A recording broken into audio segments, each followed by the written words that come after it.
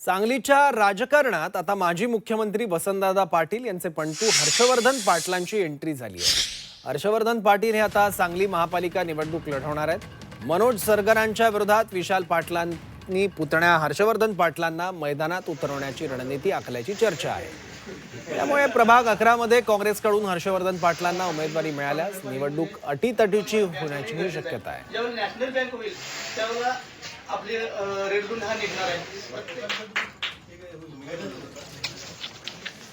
जोडले जावे। तरुण वर्गाला काही रोजगार असेल किंवा शिक्षणाचा प्रश्न असेल ते सगळ्यांवर माझं अभ्यास चालू आहे आणि मी ते सर्व मार्गी लावणार तुमच्यासाठी। वसंतदादा माझे पंजोबा ज्यांनी 4 वेळा मुख्यमंत्रीपद महाराष्ट्राचं मुख्यमंत्रीपद घेतलंय। प्रकाश बापू 5 वेळा खासदार होते सांगली जिल्ह्याचे। प्रतीक दादा माझे वडील 7 वर्ष खासदार म्हणून सांगलीचं नेतृत्व केले।